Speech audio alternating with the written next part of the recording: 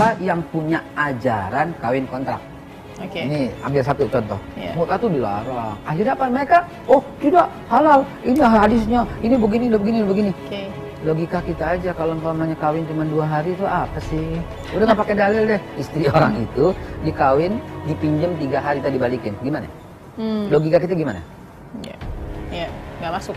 Makanya nggak masuk. Apa iya Islam membolehkan bini dipinjam 3 hari untuk dipakai? Boleh nggak? Maaf nih bahasa saya di menjadi istri 3 hari, menjadi istri 3 hari. Boleh nggak? Logika gimana?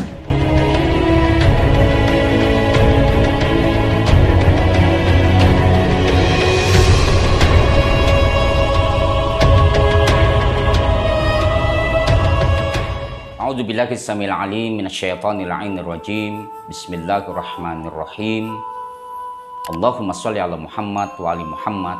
Aqulu lakum ayyuhal ikhwah, assalamualaikum warahmatullahi wabarakatuh.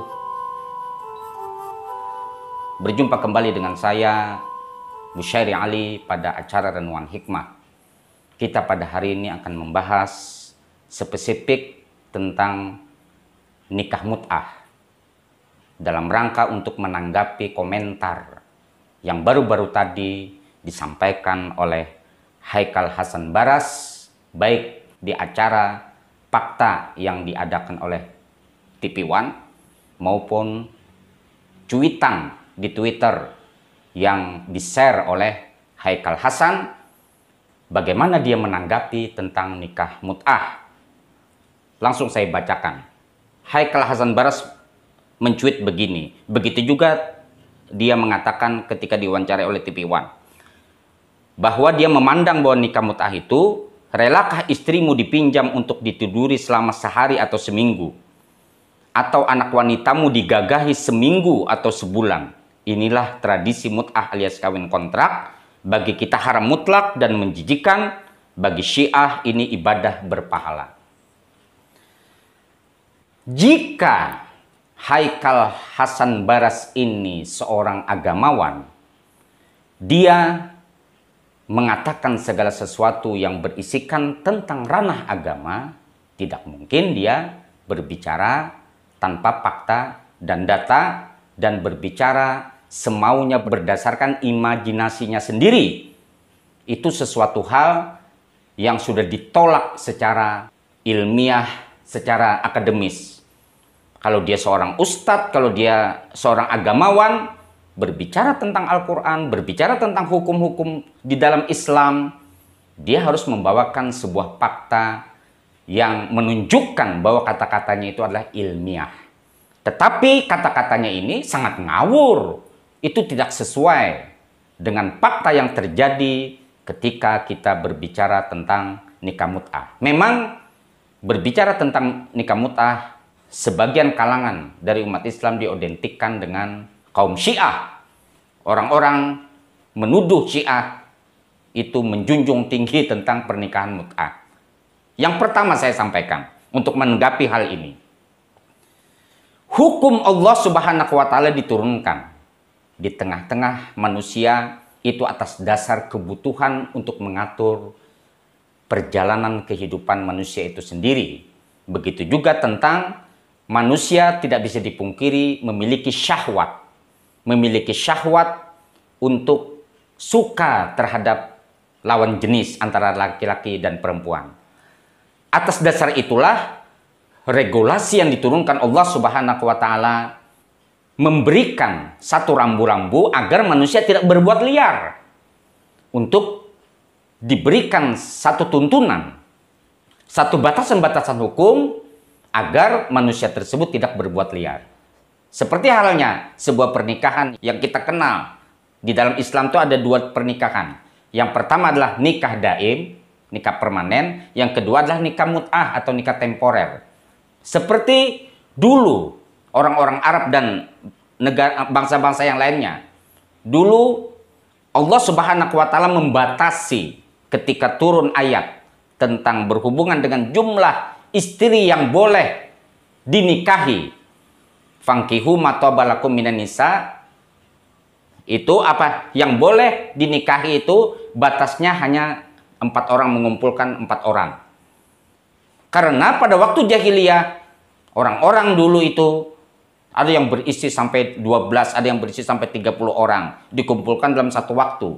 Sehingga turunlah regulasi Allah Subhanahu wa taala, hukum Allah untuk membatasi agar tidak terjadi keliaran.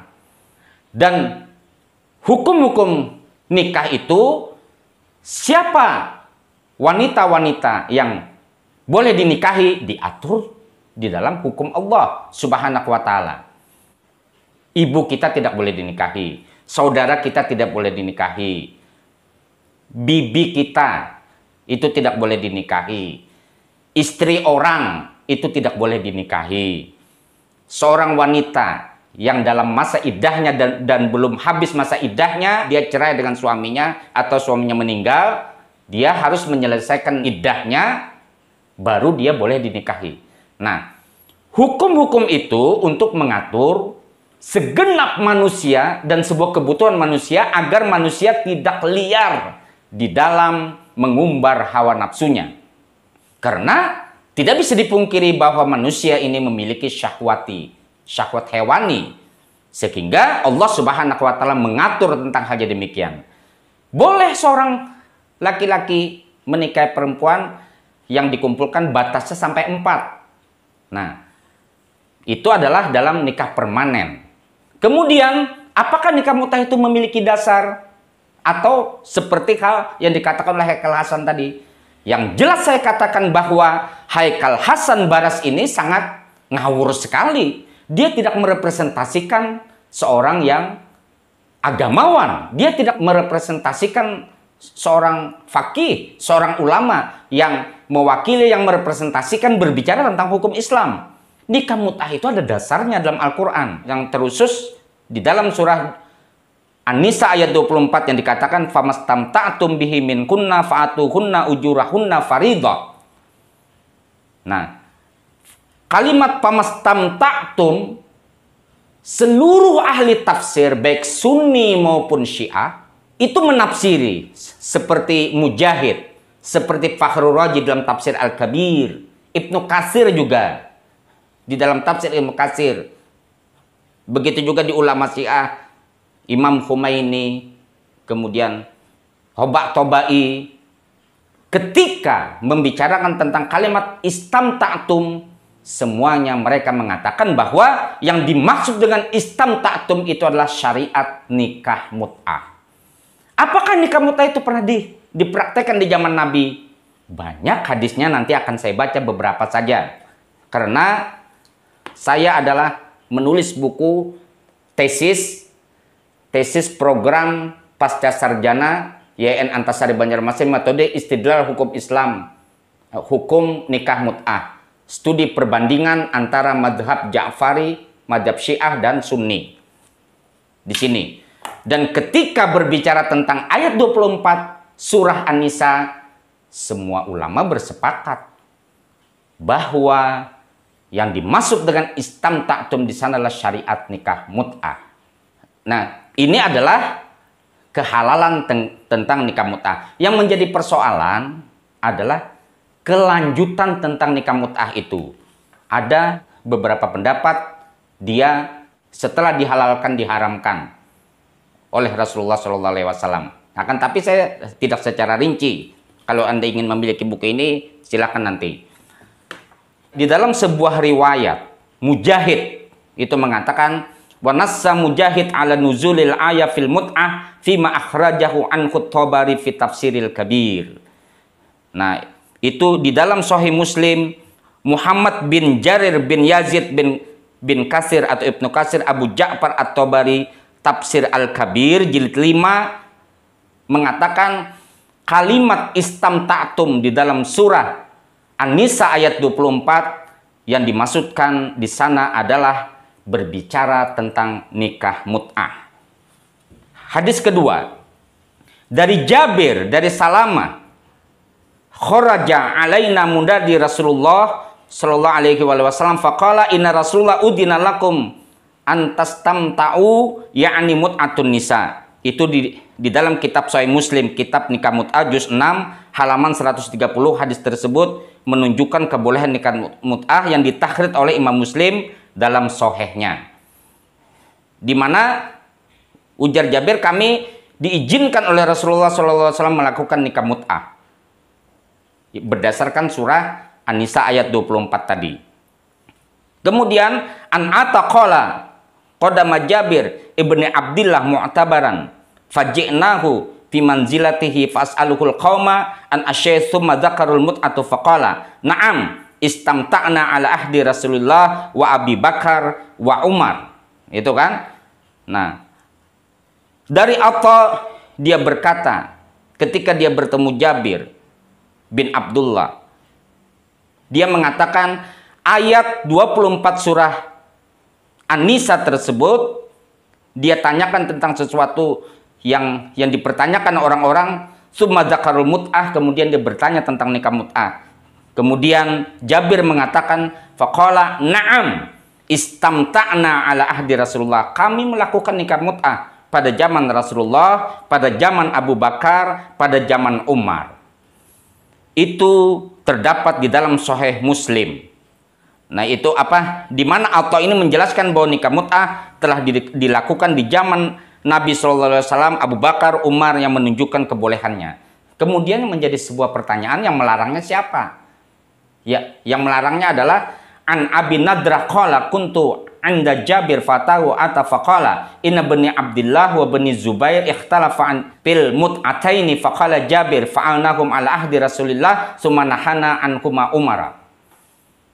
Ketika Ibnu Abbas dan Ibnu Zubair berselisih tentang dua mut'ah itu mut'atul hajj, haji tamattu, dan nikah mut'ah. Jabir berkata, kami melakukannya di zaman Rasulullah SAW. Summa nahana anhuma Umar. Kemudian Khalifah Umar yang melarangnya.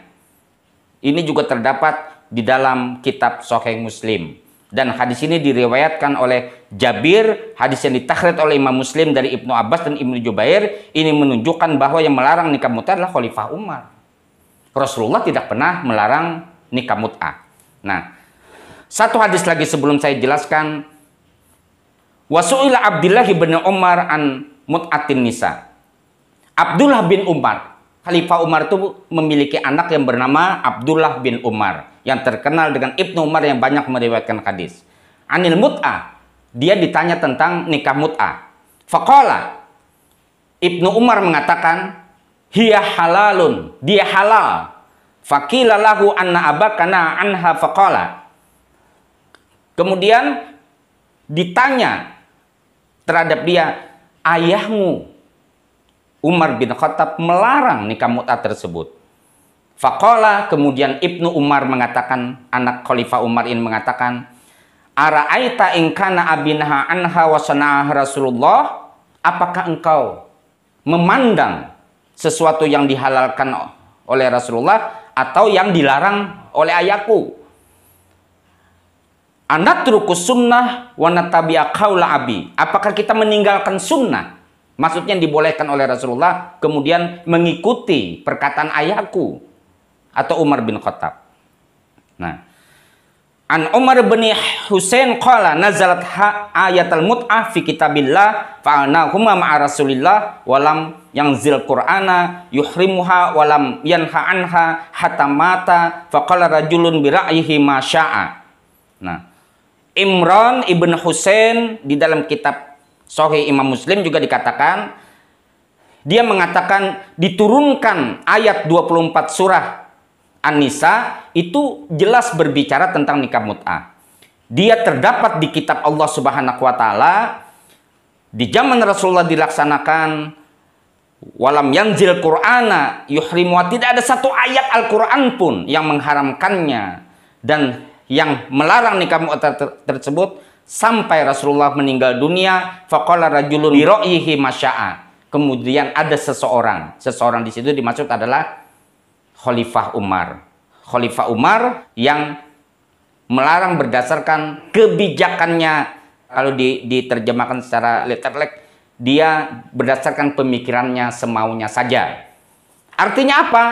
Nikah mut'ah memang diperdebatkan kelanjutannya, tetapi Dari sejak awal Islam, nikah mut'ah tersebut, tidak ada satu ulama pun membantah bahwa nikah mut'ah itu pernah dilakukan di zaman Rasulullah, di zaman Abu Bakar, di zaman Umar. Dan persyaratan-persyaratan nikah mut'ah itu sendiri, itu tidak sama apa yang dikatakan oleh Haikal Hasan Baras ini. Ini menandakan bahwa Haikal Hasan Baras ini betul-betul berpikiran error, berpikiran yang sangat ngawur. Tak pantas dia merepresentasikan sebagai yang mewakili Ahlus Sunnah, yang mewakili sebuah komunitas, yang mewakili agamawan. Buktinya apa? Buktinya setelah dia mencuit di Twitter bahwa nikah mut'ah boleh menikahi istri orang sehari 2 hari, boleh menikahi, menggagahi anak orang, sampai bahasanya kan begitu. Ternyata dia selanjutnya memposting yang isinya begini. Postingan kawin kontrak dihapus, itu katanya. Banyak yang jadi berantem. Sudahlah, koma, cari yang sama aja. Maaf yang tak berkenan, tapi, koma, kawin kontrak tetap haram. Ini saya pandang bahwa dia memposting hal yang demikian ini adalah sebuah klarifikasi bahwa postingan yang pertama itu adalah salah. Dia menghapus apa yang disampaikannya awal di Twitter itu, apa yang dikatakannya di TV One itu. Ini menandakan bahwa Haikal Hasan Baras ini betul-betul berpikiran error, berpikiran yang sangat ngawur. Tak pantas dia merepresentasikan sebagai yang mewakili Ahlus Sunnah, yang mewakili sebuah komunitas, yang mewakili agamawan. Oleh karenanya, apa yang saya sampaikan ini bukan berarti untuk mengetengahkan terhadap kita semua untuk melakukan nikah mut'ah, tidak. Tetapi apapun yang kita bicarakan itu harus memiliki dasar, dalil, referensi yang jelas, data yang valid. Bukan hanya sekedar bicara, kemudian setelah dianggap salah bicaranya, mengklarifikasi. Itu bukan seorang ulama, bukan seorang yang pantas untuk berbicara agama. Artinya ketika saya menyampaikan hal ini bukan berarti saya mengatakan terhadap Anda kita harus melaksanakan nikah mut'ah, bukan begitu. Segala sesuatu yang dibicarakan harus memiliki data yang valid. Itu yang seharusnya kita bicarakan. Oleh karenanya, mudah-mudahan apa yang saya sampaikan ini bermanfaat bagi Anda sekalian. Apapun yang kita lakukan, kita harus memiliki data yang valid. Dan kalau kita memilih pembimbing spiritual, ustadz, guru, dan lain-lain tentang agama, pilihlah orang-orang yang betul-betul menguasai tentang agama, yang tidak berbicara pelin-pelan. Sampai berjumpa pada renungan hikmah yang akan datang. Semoga bermanfaat. Assalamualaikum warahmatullahi wabarakatuh.